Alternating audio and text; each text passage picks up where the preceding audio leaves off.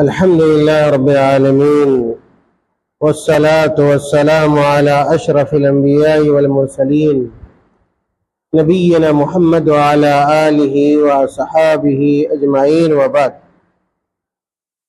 قال المصنف رحمه الله تعالى: باب من الشرك إرادة الإنسان بعمله الدنيا۔ محترم حاضرین اور ناظرین کرام، ایک بار پھر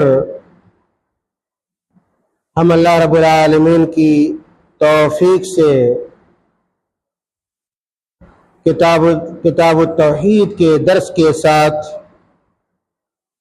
آپ کے سامنے موجود ہیں، اور آج جو موضوع اور جو باب ہمیں پڑھنا ہے وہ ہمیشہ کی طرح نہایت اہم اور ہمارے لیے بہت ہی مفید ہے۔ شیخ محمد بن عبد الوہاب رحمۃ اللہ علیہ نے جو عنوان بیان کیا ہے وہ یہ ہے کہ من الشرک ارادۃ الانسان بعملہ الدنیا۔ اس عنوان کا مفہوم یہ ہے کہ اگر ہم اپنے نیک عمل سے دنیا چاہتے ہیں، دنیا حاصل کرنے کا ارادہ کرتے ہیں، یا ہمارے نیک عمل کا مقصد دنیا حاصل کرنا ہے، دنیا کمانا ہے، دنیا کے لوگوں کو خوش کرنا ہے، تو شیخ رحمۃ اللہ علیہ کہتے ہیں کہ ایسی نیت، عمل صالح کرنے کی ایسی نیت، یہ شرک کے قبیل میں داخل ہے۔ شرک میں سے کہ ہم کوئی نیک کام کریں اور ہم وہ کام اس لیے کریں کہ ہم دنیا حاصل کر لیں، دنیا کمائیں، دنیا کا منصب حاصل ہو جائے، دنیا کی سرداری حاصل ہو جائے، دنیا کی مانداری حاصل ہو جائے، کوئی ہمیں اونچا مقام مل جائے۔ اگر ہم نیک عمل کر رہے ہیں، مثال کے طور پر ہم نماز پڑھ رہے ہیں، اور ہم اس لیے نماز پڑھیں کہ اگر ہم نماز پڑھیں گے تو گاؤں کی عمارت ہمیں مل جائے گی، گاؤں کی صدارت ہمیں مل جائے گی، یا ہے کہ لوگ ہمیں مکھیا بنا لیں گے، ہمیں وارڈ کمشنر بنا لیں گے، یا ہے کہ آپ روزہ رکھیں، تاکہ اگر آپ روزہ رکھیں تو روزہ رکھنے کے عوض آپ کو 5,000 روپے مہینہ میں ملے گا۔ تو اس طرح جو بھی اگر نیک عمل ہے، عمل صالح ہے، اور اس کے کرنے کی نیت یہ ہے کہ دنیا ہمیں حاصل ہو جائے، دنیا مل جائے، تو شیخ رحمۃ اللہ علیہ کہتے ہیں کہ عمل صالح کی یہ نیت شرک میں سے، گویا آپ کا وہ عمل خالص اللہ کے لیے نہیں ہوا۔ ہونا کیا چاہیے کہ ہم جو بھی چھوٹا بڑا نیک کام کریں، نیک عمل کریں، وہ کس کے لیے کریں؟ اللہ کے لیے کریں، اللہ کی رضا کے لیے کریں، اللہ کو خوش کرنے کے لیے کریں، جنت حاصل کرنے کے لیے کریں، ثواب حاصل کرنے کے لیے کریں، نہ کہ دنیا حاصل کرنے کے لیے کریں۔ اگر ہم دنیا حاصل کرنے کے لیے کوئی عمل صالح کرتے ہیں، نیک کام کرتے ہیں، تو یہ شرک ہے، اور شرک کی قسموں میں سے ہے، شرک کے قبیل میں سے ہے۔ اور شیخ رحمۃ اللہ علیہ اس باب کے ذریعے ایسے عمل سے روکنا چاہتے ہیں، ہمیں منع کرنا چاہتے ہیں، اور اس باب کے تحت شیخ رحمۃ اللہ علیہ نے 2 آیتیں اور 1 حدیث بیان کی۔ آج کے درس میں انہی دونوں آیتوں کو اور 1 حدیث کو اختصار کے ساتھ آپ کے سامنے رکھا جائے گا۔ شیخ رحمۃ اللہ علیہ نے جن 2 آیتوں کو بیان کیا ہے، کہتے ہیں کہ وقول اللہ تعالی من كان يريد الحياة الدنيا وزينتها نوفي إليهم أعمالهم فيها وهم فيها لا يبخسون أولئك الذين ليس لهم في الآخرة إلا النار وحبط ما صنعوا فيها وباطل ما كانوا يعملون۔ یہ سورہ ہود کی آیت نمبر 15 اور 16 ہے۔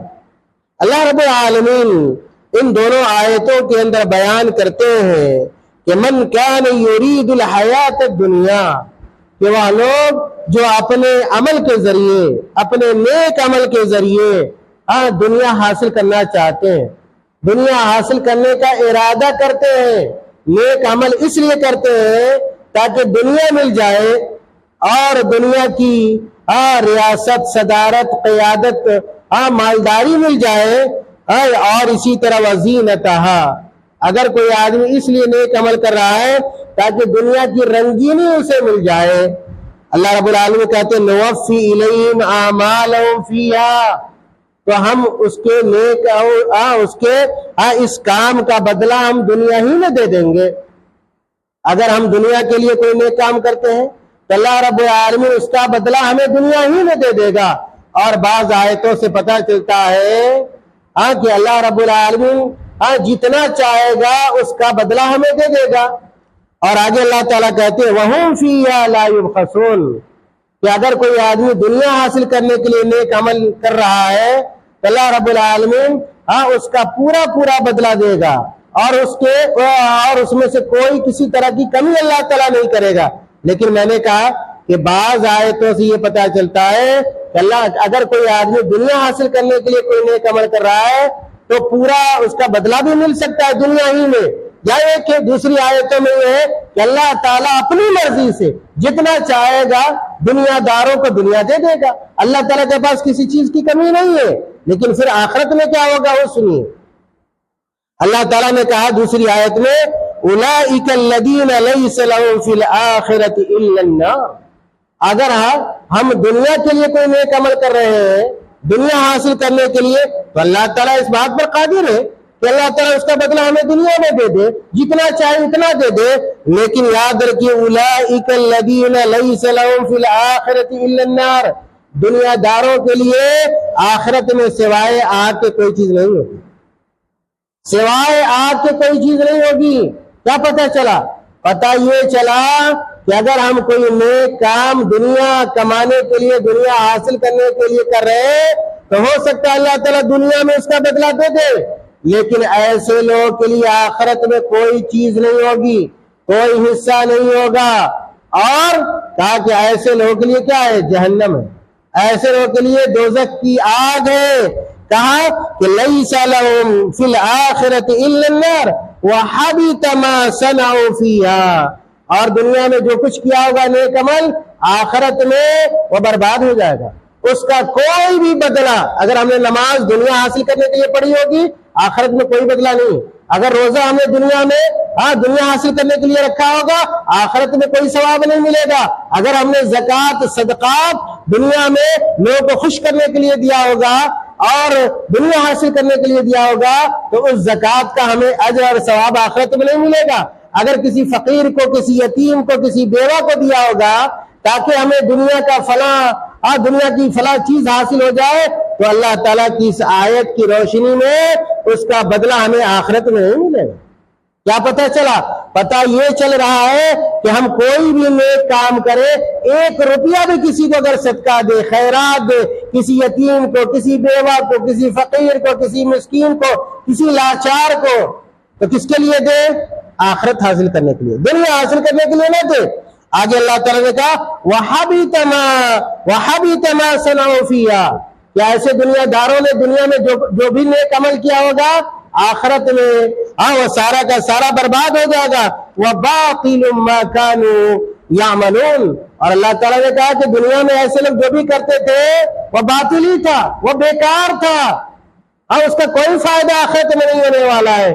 میرے بھائیوں، ان دونوں آیتوں کا خلاصہ یہ ہے کہ ہم دنیا میں کوئی بھی نیک کام کریں وہ صرف اللہ کے لیے کریں، دنیا حاصل کرنے کے لیے نہ کریں۔